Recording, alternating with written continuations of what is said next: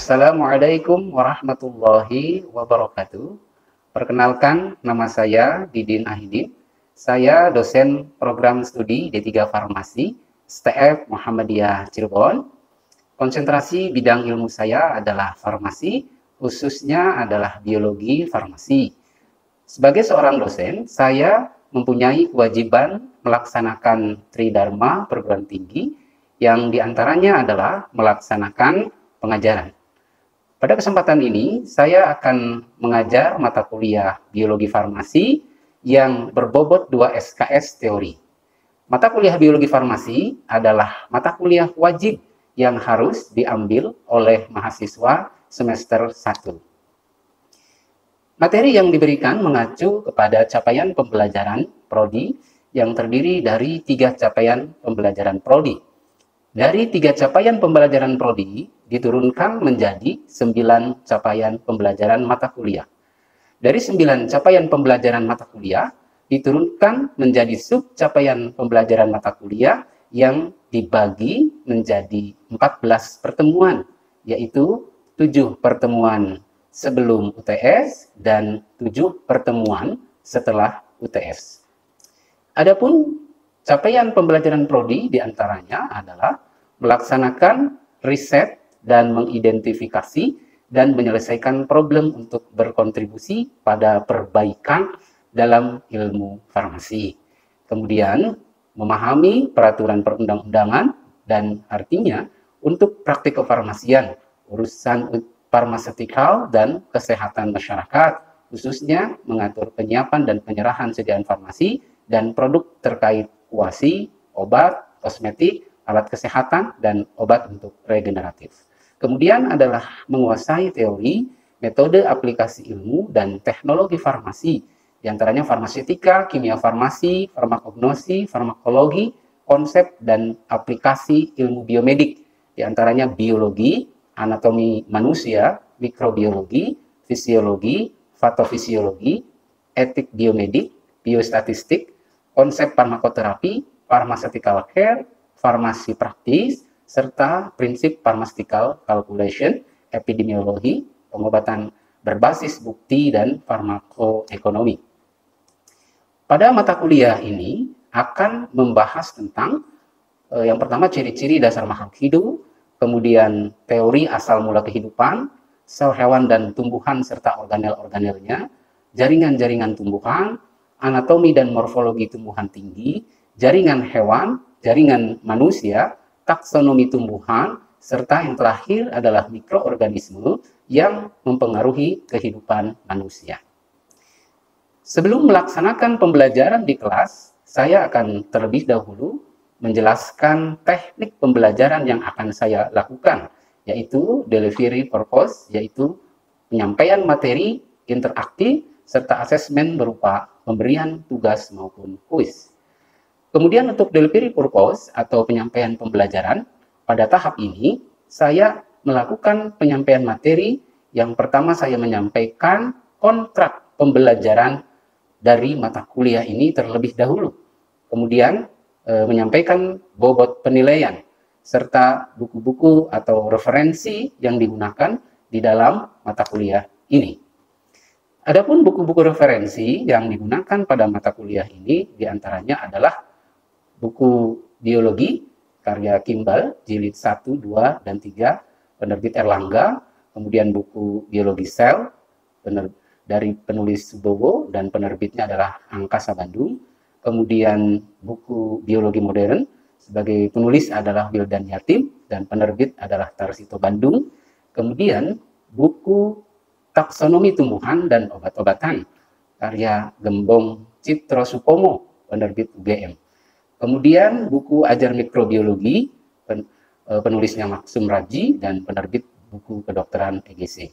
Kemudian buku Morfologi Tumbuhan, penulisnya Dewi Rosanti, penerbit dari Erlangga. Sebelum saya memberikan materi, saya mereview kembali pembahasan materi sebelumnya. Kemudian pendekatan yang digunakan dalam mata kuliah ini adalah pendekatan kontekstual, yaitu saya selalu mengaitkan materi yang disampaikan dengan aplikasi kefarmasian. Kemudian metode yang digunakan dalam mata kuliah biologi farmasi adalah metode ceramah dan tanya jawab, di mana dosen atau saya mengawali dengan pemberian materi, kemudian dilanjutkan dengan tanya jawab dengan mahasiswa. Kemudian setelah itu interaksi, yaitu interaksi antara dosen dengan mahasiswa guna mencapai capaian pembelajaran. Interaksi ini saya lakukan di dalam kelas, tanya jawab di dalam kelas, maupun interaksi dengan menggunakan tatap maya ya, melalui Zoom meeting atau komunikasi menggunakan WhatsApp yang berkaitan dengan materi-materi perkuliahan. Kemudian asesmen. Asesmen di sini adalah satu cara penilaian oleh dosen terhadap mahasiswa guna mengukur kemampuan mahasiswa dalam menerima materi. Kemudian pada awal perkuliahan, saya sampaikan mengenai bobot penilaian mata kuliah. Seperti UTS, bobotnya 35%, UAS 35%, penugasan 20%, dan kehadiran 10%. Saya juga sampaikan pemberian reward atau penghargaan bagi mahasiswa yang aktif dalam perkuliahan atau pembelajaran. Dan juga saya sampaikan adanya punishment bagi mereka-mereka atau mahasiswa yang melanggar aturan-aturan pembelajaran, menyontek dalam ujian, kemudian selalu datang terlambat ke kelas dalam mengikuti perkuliahan dan lain-lain. Ini saya berikan guna untuk menanamkan motivasi daripada mahasiswa, motivasi keaktifan mahasiswa dalam mengikuti perkuliahan dan juga menanamkan kedisiplinan dari mahasiswa. Selanjutnya, berikut ini adalah video pembelajaran yang saya lakukan di dalam kelas mata kuliah biologi farmasi dengan materi mikroorganisme yang berpengaruh dalam kehidupan manusia dan submaterinya tentang bakteri. Pendekatan pembelajaran pada materi ini adalah ceramah, diskusi, dan tanya jawab. Baik, Assalamualaikum warahmatullahi wabarakatuh. Waalaikumsalam warahmatullahi wabarakatuh. Kita awali untuk memulai mata kuliah ini dengan sama-sama mengucap basmalah. Bismillahirrahmanirrahim. Apa kabar? Alhamdulillah, luar biasa. Allahu Akbar. Ya, baik, alhamdulillah. Sepertinya kalian dalam kondisi semangat gitu ya, tidak kurang satu apapun gitu ya. Baik, alhamdulillah kita bersyukur kepada Allah pada pagi hari ini kita bisa sama-sama hadir ya di kampus ini dalam agenda rutin kita, yaitu kalian untuk melaksanakan perkuliahan ya. Hari ini alhamdulillah kita bisa bertemu lagi setelah pekan kemarin kita telah bertemu ya. Baik, sebelum memulai mata kuliah ini, ada yang tidak hadir?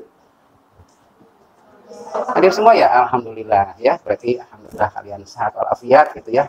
Oleh sebab itu kita terus jaga kesehatan kita agar kita bisa beraktivitas dengan normal ya. Baik, alhamdulillah kita kembali bertemu ya untuk membahas materi biologi farmasi ya. Setelah kemarin kita membahas tentang taksonomi tumbuhan ya. Hari ini kita akan masuk ke materi tentang mikroorganisme yang berpengaruh pada kehidupan manusia gitu ya. Bisa dilihat gitu ya, ini adalah mikroorganisme ya. Nah, pagi hari ini akan kita bahas mikroorganisme, yaitu tentang bakteri gitu ya.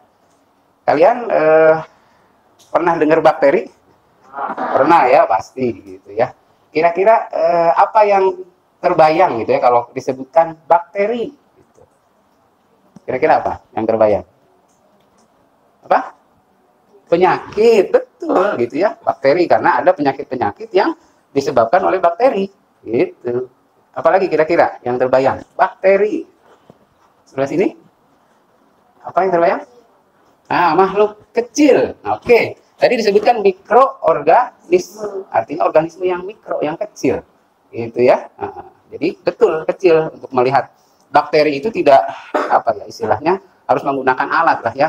Alatnya biasanya yang digunakan adalah mikroskop, gitu ya, mikroskop, gitu ya. Kalian apalagi nanti akan belajar ya, praktikum untuk mengamati bakteri ya. Baik. Nah, ada pertanyaan. Apakah bakteri itu? Gitu ya. Nah, tadi sebenarnya sudah sempat mungkin dijawab oleh kalian ya. Apa itu bakteri gitu ya? Apa bakteri? Makhluk kecil ya, mikroorganisme gitu ya. Kemudian apa lagi? Kira-kira? Ya, untuk melihatnya tadi dengan mikroskop gitu ya, alat bantu gitu ya. Kemudian pertanyaan yang kedua, mengapa kita harus mempelajari bakteri? Kira-kira kenapa sih kita tuh butuh butuh untuk mempelajari bakteri? Kira-kira menurut kalian? Gimana? Belakang? Oke. Kira-kira kenapa kita tuh harus mempelajari bakteri? Kita butuh nggak sih mempelajari bakteri? Butuh. Untuk apa kira-kira? Untuk mencegah gitu ya. Dengan kita mempelajari bakteri kan kita berarti tahu, oh cara mencegahnya seperti ini kan begitu ya.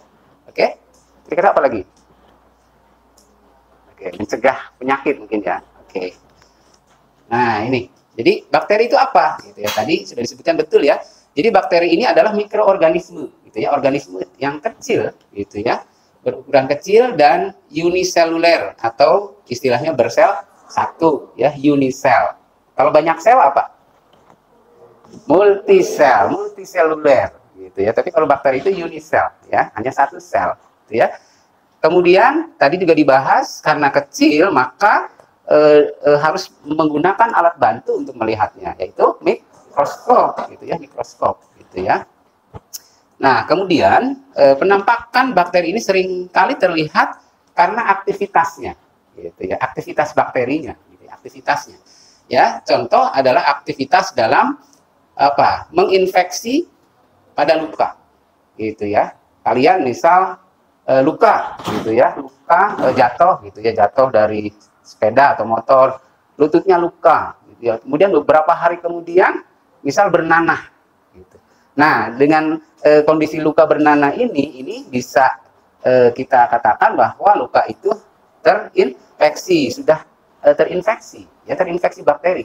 Karena ciri daripada infeksi itu diantaranya ada nanah begitu ya dalam luka gitu. Itu ada infeksi artinya. Jadi kita nggak bisa melihat langsung bakterinya, tapi aktivitasnya ya.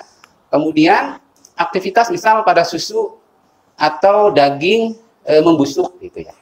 Nah, itu penyebabnya diantaranya adalah bakteri, aktivitas bakteri gitu ya. Atau tidak hanya daging gitu ya, makanan gitu ya, makanan basi gitu ya. Itu ada aktivitas mikroorganisme, diantaranya bakteri gitu. Paham ya? Jadi untuk melihat bakteri ini menginfeksi ya lihat aktivitasnya.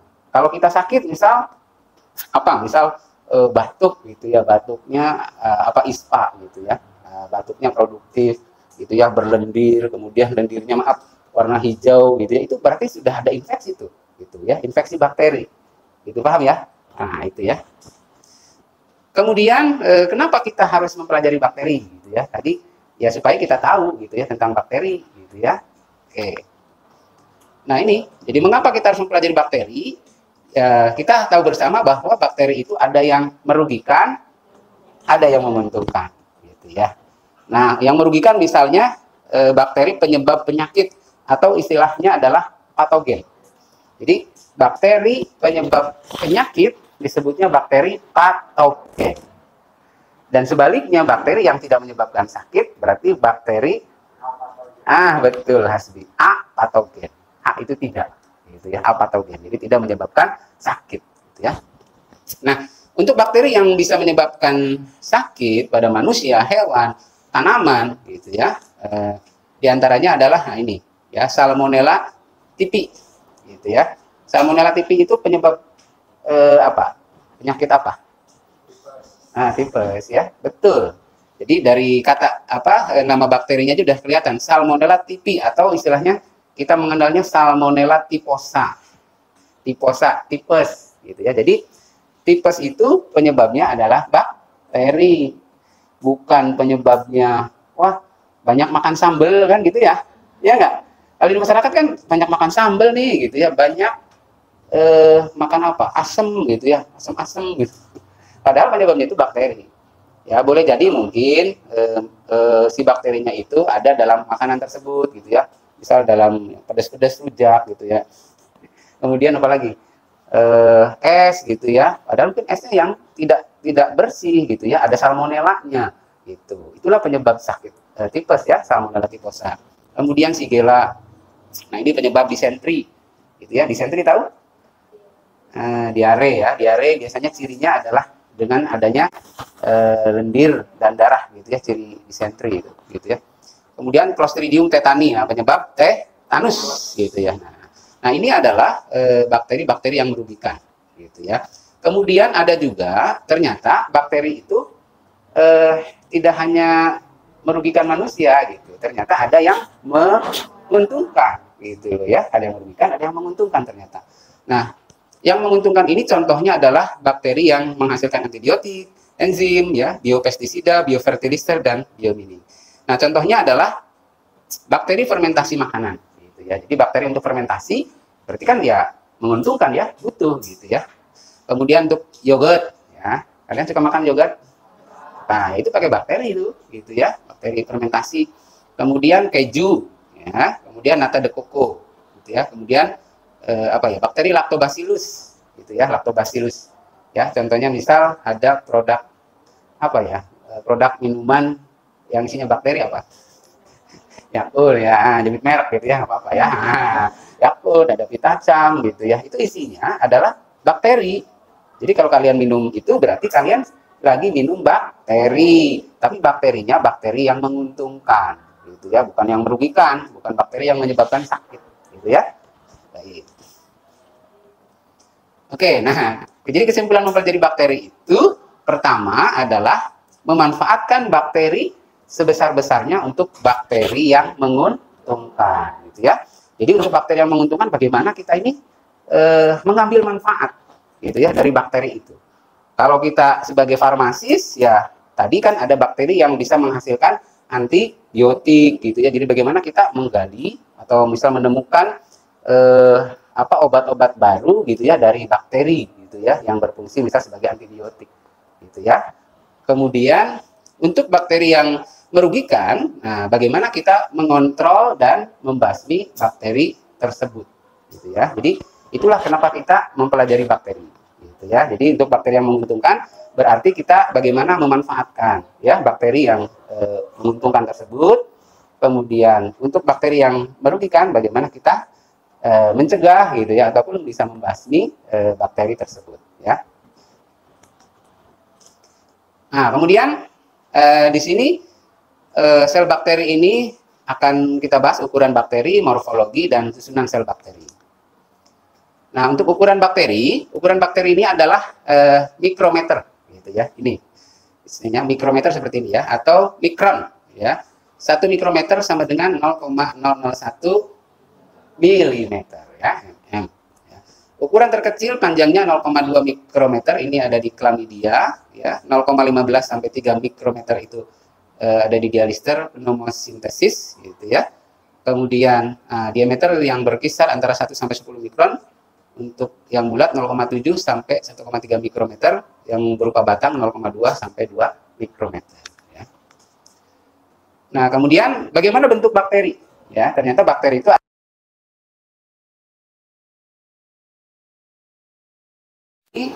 bakteri dapat terlihat dalam bentuk uniseluler gitu ya, satu sel, atau dalam bentuk grup 2, 4, 8 berantai, kubus, atau anggur ya. Bentuknya kokus, basil, koma, spiral, jarum, botol, pipi, berflagel, berhifa gitu ya. Yang kita kenal ini kokus ya. Kokus itu apa?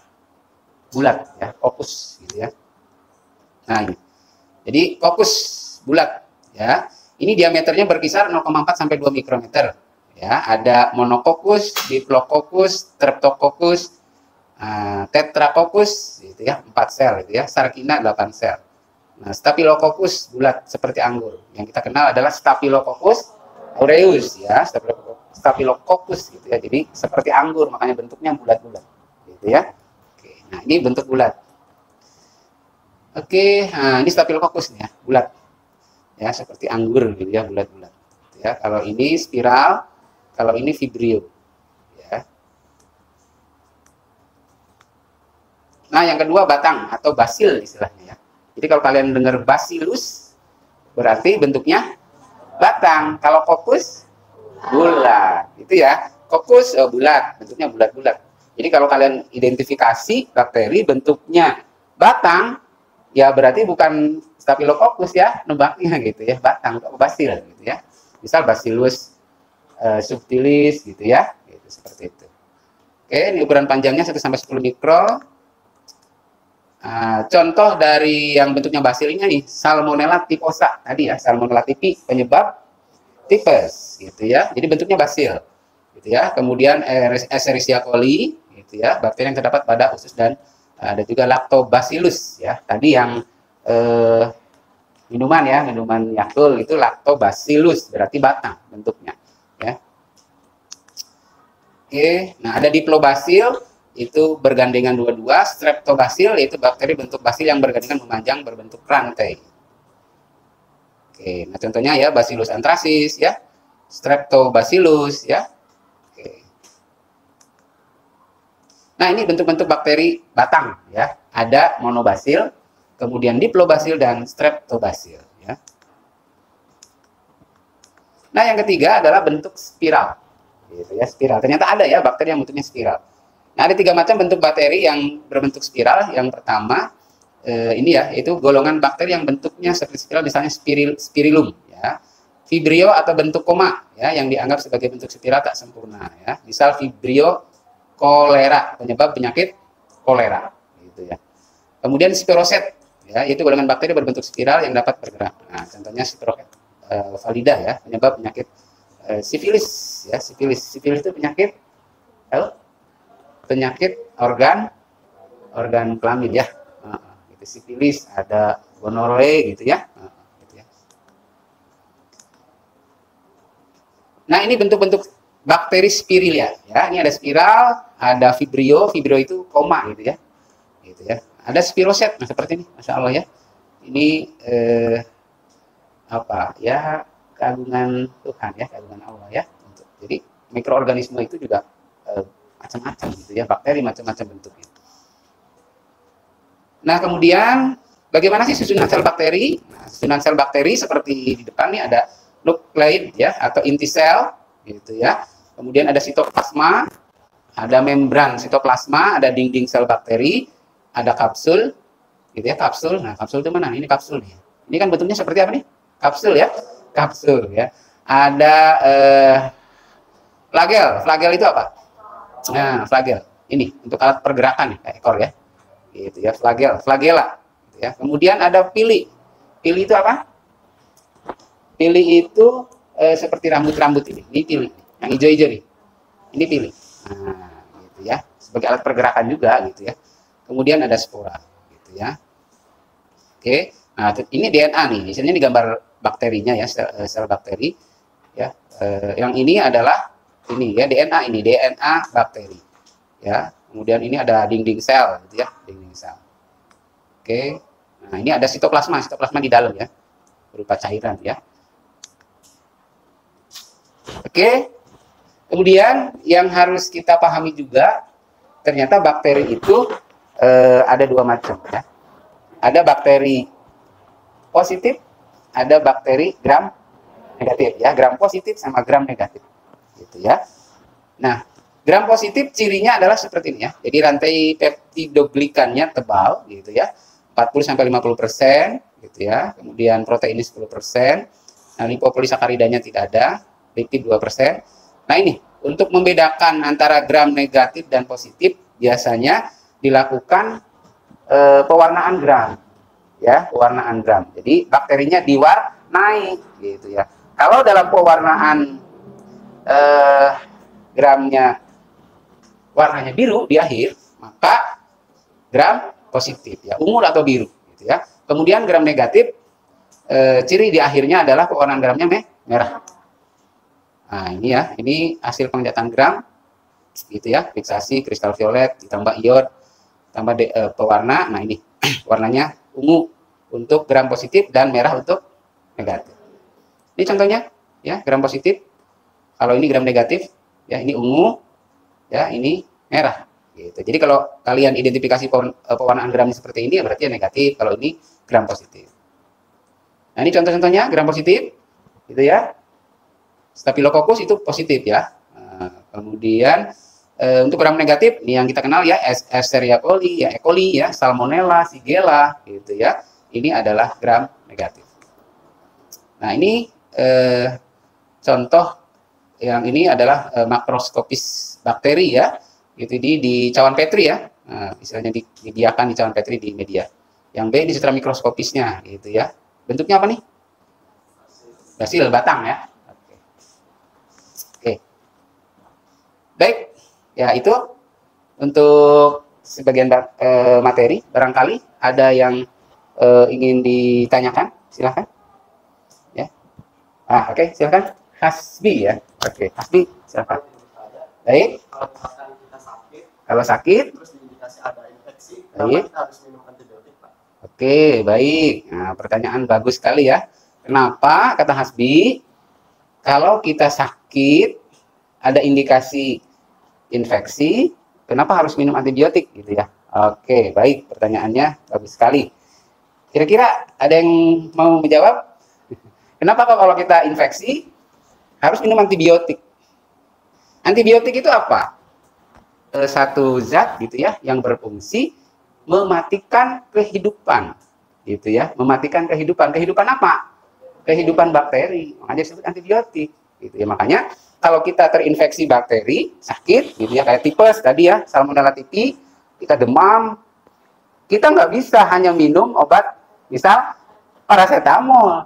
Turun nggak panasnya? Turun pasti, tapi ketika bakterinya tidak dimatikan, dia akan panas lagi gitu. Paham ya? Maka kalau tipes biasanya harus minum antibiotik ya, selain misal minum antipiretik paracetamol gitu ya. Kemudian harus minum juga antibiotik. Jadi seperti itu ya. Jadi artinya bahwa memang si bakteri itu ya harus dimatikan gitu ya kalau kita terinfeksi. Kita terinfeksi tadi luka gitu ya, tidak minum antibiotik ya lama sembuhnya gitu ya. Itu infeksi terus gitu ya, berair terus, nanahan terus. Tapi kalau bisa dioles, misal gentamicin salep gitu ya, kemudian kamu juga minum antibiotik, insya Allah akan cepat sembuh, cepat kering. Gitu. Ya begitu Hasbi ya. Baik ya, bagus pertanyaannya. Ada lagi? Oke, silahkan. Dewi, ya. Gimana, Wi? Kenapa kalau kita minum antibiotik itu harus dihabiskan? Oh ya, ini bagus pertanyaannya ya. Pertanyaannya ini memang ya ada kaitannya dengan farmakologi ya. Ya nggak apa-apa, ini memang biologi farmasi ini ada kaitannya ya dengan farmakologi juga ya. Jadi kenapa kalau kita diberi antibiotik oleh dokter harus dihabiskan gitu ya? Kenapa? Ada yang mau jawab? Ya bagus ya. Di antaranya itu. Jadi adalah untuk mencegah terjadinya resistensi bakteri. Gitu. Resistensi bakteri itu adalah kondisi bakteri sudah tidak peka lagi terhadap antibiotik, gitu ya. Jadi ketika dikasih antibiotik A, bakterinya sudah resisten, gitu. Tidak ada pengaruhnya apa-apa kepada bakterinya, bakteri tidak akan mati. Itu resisten namanya. Sudah resisten. Nah, diantaranya penyebab resisten itu adalah karena biasanya masyarakat awam itu dikasih antibiotik oleh dokter, minumnya pertama tidak teratur, ya waktunya tuh, ya harusnya pagi jam berapa, siang jam berapa, malam jam berapa, dia asal gitu. Yang kedua tidak dihabiskan, gitu ya. Begitu ya. Kenapa harus dihabiskan? Ya diantaranya untuk mencegah resistensi. Ya. Baik, kita masuk ke kesimpulan ya, kesimpulan mata kuliah pagi hari ini tentang bakteri, gitu ya, peranan bakteri dalam kehidupan, gitu ya. Nah, ini yang pertama tadi disebutkan bahwa bakteri itu ada bakteri yang menguntungkan, ada yang merugikan. Oke, nah untuk yang menguntungkan diantaranya adalah ada bakteri Lactobacillus casei, gitu ya, biasanya untuk pembuatan Yakult, gitu ya. Ada Acetobacter sillinum untuk pembuatan nata de coco. Tahu nata de coco? Nah, itu pakai bakteri ternyata, gitu ya. Kemudian, nah ini yang mungkin kalian sering minum ya, Lactobacillus bulgaricus ya. Nah, ini kalian sebagai farmasis nanti adalah Streptococcus griseus. Ini sumber antibiotik streptomycin gitu ya. Jadi streptomycin itu dari strepto Streptococcus ya, bakteri Streptococcus ya. Oke, kemudian ada Streptococcus lactis untuk keju. Nah, untuk bakteri yang merugikan tentunya adalah bakteri yang bisa menyebabkan penyakit ya. Di antaranya adalah Clostridium tetani penyebab tetanus ya, Salmonella typhi penyebab tipes gitu ya. Kemudian Treponema pallidum penyebab sifilis ya. Nah, kemudian pada hewan ini Bacillus anthracis penyebab antrak dan Actinomyces bovis bengkak pada rahang sapi ya. Oke, nah ini juga ada penyebab penyakit pada tumbuhan oleh bakteri yaitu Xanthomonas citri gitu ya. Oke, kemudian untuk yang merusak makanan gitu ya, itu Clostridium botulinum gitu ya, makanan kaleng ya biasanya, merusak makanan kaleng. Ya, baik itu saja gitu ya. Jadi kenapa kita perlu membahas atau mempelajari tentang bakteri. Mudah-mudahan setelah kalian mempelajari materi tentang bakteri ini, kalian bisa menambah ilmu gitu ya, wawasan tentang bakteri gitu ya. Bakteri itu ada yang menguntungkan, ada yang merugikan. Bagaimana memanfaatkan bakteri menguntungkan, bagaimana mencegah gitu ya ataupun membasmi bakteri yang merugikan. Itu saja pada pertemuan pagi hari ini. Mari kita sama-sama tutup dengan mengucap hamdalah. Alhamdulillahirrahmanirrahim. Terima kasih. Sampai jumpa di minggu depan. Oke, dengan materi yang beda. Assalamualaikum warahmatullahi wabarakatuh. Waalaikumsalam warahmatullahi wabarakatuh. Demikian paparan materi dan cuplikan video pembelajaran mata kuliah biologi farmasi. Semoga dapat memberikan gambaran tentang mata kuliah yang saya ampu. Tidak lupa saya ucapkan banyak terima kasih kepada tim penilai dan panitia sertifikasi dosen 2024. Atas perhatiannya, saya ucapkan terima kasih. Wassalamualaikum warahmatullahi wabarakatuh.